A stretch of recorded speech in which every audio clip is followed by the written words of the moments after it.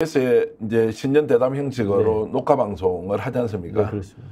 자, 윤석열 대통령 사과하겠습니까? 아니면 해명을 하겠습니까? 아니면 그냥 몰카 공작이다라고 선언을 하겠습니까? 어떻게 전망하십니까? 사과는 안 할 것 같아요. 예. 사과는 전혀 하지 않을 것 같고, 그분의 성정상, 일단은 사과를 하는 순간, 말하자면 수사를 받아야 되잖아요. 그렇죠. 그렇기 때문에 절대 사과는 하지 않을 것이고, 해명보다는 설명을 하겠죠. 예. 설명을 하면서 결국에는 이거는 악마의 편집이 된 것이다. 몰카 공작 임과 더불어 최재형 목사가 아주 본인이 보기에는 선량하고 순진한 김건희 여사에게 의도적으로 접근해서 딱 그 주는 장면만 의도적으로 편집해서 보여준 것이다. 이렇게 넓게 봐서는 그렇지 않다.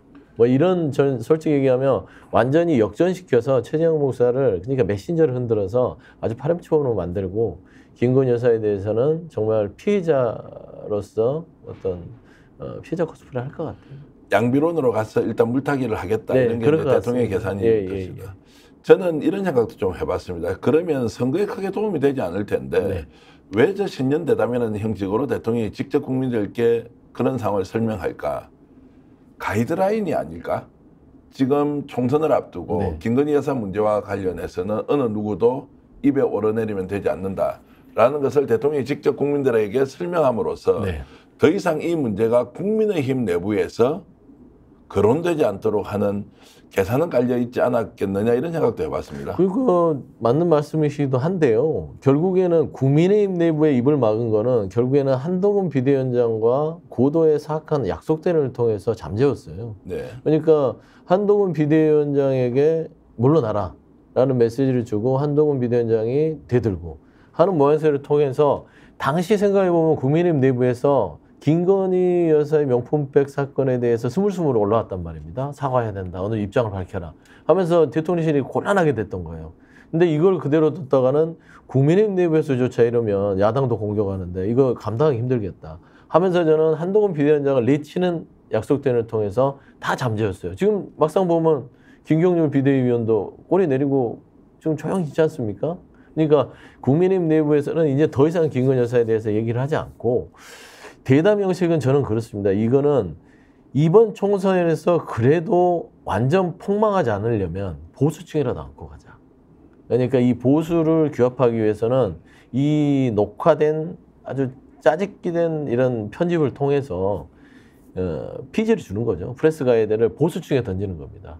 이거는 절대 김건희 여사의 명품백 사건은 이거는 몰카 공작이고 피해자다. 그렇게 싸워달라.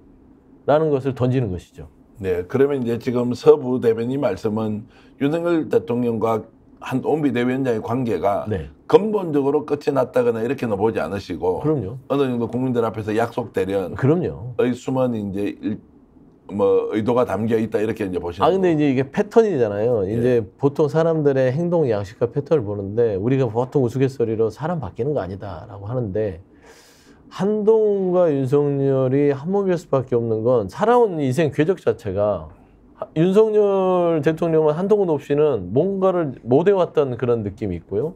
두 번째 윤석열 대통령은 본인이 찍은 사람은 반드시 제거를 합니다.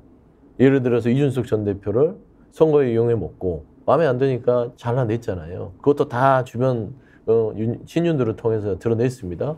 그 다음에 유승민 전 의원도 마음에 안 드니까 경기도지사 선거를 출마했는데 김은혜를 보내서 드러냈죠. 그 다음에 김기현 대표 보십시오. 그 사람을 만들기 위해서는 수단과 방법을 가리지 않고 말도 안 되는 당무 개입을 통해서 다 드러내고 김기현을 세웁니다. 이런 방식으로 운영을 해요.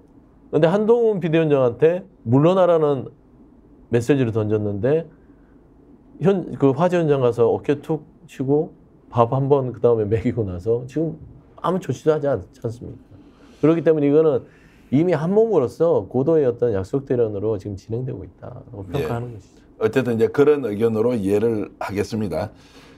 자, 그러면 이제 특검 문제하고 김건희 명품백 문제가 국민의힘 안에서는 이제 거론되지 않을 가능성이 높다. 그렇다고 해서 이게 총선의 영향력이 다 사라졌느냐, 아니면 살아있느냐, 살아있다면 어느 정도 이 문제가 총선의 핵심 이슈가 되겠느냐, 이런 것을 이제 정치 전문가로서 좀 질문을 드리고 의견을 듣고 싶은데요. 어떻습니까? 일단 특검은 이건 아직 살아있죠. 네. 재의결을 아직 안 하고 있고요. 민주당에서 지금 시점을 보는 것이고 둘 다 살아있는 것입니다. 근데 특히나 이게 아주 단순한 것 중에 하나가 김건희의 명품백 이 부분입니다. 이건 국민들이 그냥 직관적으로 받아들이거든요. 특검 부분들은 또 막 공부를 해야 돼요. 뭐 주가 조작이 어떻고 어떻게 뭐 가입을 했고 계좌가 몇 개가 되고 설명을 해야 되지만 김건희 명품백 부분은 직관적으로 영상이 있어요. 봤잖아요. 태도들이 보이는데 영부인이 비행기 타고 해외 다닐 때는 고상한 척하고 되게 뭔가 순박한 척하고 아이 안고 좋은 선행을 하는 것처럼 보이는데 이 말하자면 그 영상에 비친 모습은 덥석덥석 봤잖아요. 뭐 자꾸 이런 걸 하시면서 그다음에 태도 자체도 자세도 그렇고요. 그러니까 국민들은 그런 거를 보면서 이게 뭔가 이율배반적이고 겉과 속이 다른 위선적인 부분들을 엿보는 것이고 근데 윤석열 대통령이 이 명품백을 받는 부분을 아무렇지도 않게 덮어놓고 하는 불공정한 모습을 보면서 당신도 한통속이구나 라는 어떤 평가를 받거든요. 그래서 저는 이번 선거는 김건희 명품백 선거가 될 것이다. 그래서 저는 D-64를 늘 말하지만 디올백 -64라고 얘기하고 있습니다. 네. 계속 더 이제 국민들에게는 네. 이것이 악영향을 끼쳐서 그럼요.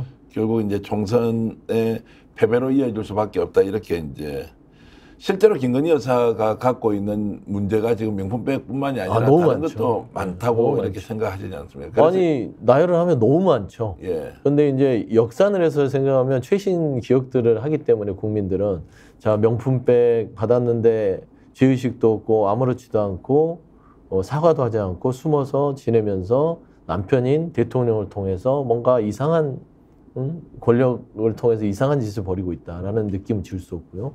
그 다음에 다시 가면 주가 조작 관련해서 본인이 이 재판부에서 권오수와 관련돼서 계좌를 이용한 것들이 재판부에 밝혀졌는데 수사도 하지 않고 그거를 관련해서 검찰에서 수사 안 하니까 특검을 발의했는데 이걸 또 거부했네? 이거 있잖아요. 그 다음에 대장동 쌍특검 곽상도 50억 받았는데 이 부분에 대해서 무죄가 났어? 말이 돼? 근데 여기에 보면은 윤석열 대통령도 당시 부산저축은행 관련해서 여러 가지 수사 부분에 있어서 미진한 부분도 있고, 그 다음에 윤석열 대통령의 부친이 당시에 그 김만배 누나가 집을 사준 부분들도 다 이게 섞여 있는 거거든요. 그러니까 결국에는 본인과 장모와 배우자 이 세 사람을 보호하기 위한 모든 어떤 그 의혹들에 대해서는 다 보호하느라고 다 권력을 막아버리는 거예요. 근데 국민들은 알고 있거든요. 그러면 윤석열 대통령이 이제 그렇게 지금 명품백을 적극적으로 막고 있는 이유는 네. 이 문이 열리는 순간 모든 것이 다 그럼요. 드러날 수 있기 때문에 애시당초 이것을 막아버려야 한다 이렇게 이제 보시는 거고. 그렇죠. 명분을 거는 거죠. 그러면 예를 들어서 이제 보수 진영 또는 이제 일부 뭐 극우 성향을 가진 쪽에서는 다른 정권에서도 영부인들 똑같이 저런 일을 했고 아니 그것과 뭐 크게 다를 게 뭐 있느냐 이제 이러면서 오히려 피해자 쪽으로 이렇게 몰고 가면서 하는 거 있잖아요. 네. 이거는 어떻게 보세요? 아니, 그러니까 이제 궁색한 변명인 것 같고요. 다들 나와서 이제 가끔씩 설명하는 거 보면 예. 김건희 명품백 사건 부분들에 대해서는 본인들도 진땀을 흘려요. 그러니까 이 입장 표명을 좀 해줬으면 좋겠다. 아니면 사과를 했으면 좋겠다라는 것이거든요. 근데 명품백 사건 같은 경우는 수사 대상이지 이거는 사과로 끝난 문제가 아닙니다. 그래서 이 문제는 윤석열 대통령도 한동훈 자기가 눈에 넣어도 안 아플 한동훈 비대위원장까지 이용해 가면서 이런 여기 이 극단적인 어떤 해명의 상황까지 온 거거든요. 그런데 이거는 이미 저는 국민들한테 판단이 끝났다고 봐요. 네. 국민들은 기다리고 있는 거예요. 이제 사과 필요 없다. 수사받아라. 이런 마음이 점점 커지고 있어요. 그래서 저는 이번 녹화로 이렇게 뭐 대체할 수 없다. 그리고 대체할 수 없다는 네. 거고. 스픽스는 말하는 언론입니다. 대세는 유튜브, 그중에서 스픽스. 좋아요, 댓글, 구독, 알림 설정. 여러분이 저희를 사랑해 주시고 우리가 여러분을 사랑하는 4가지 방법입니다.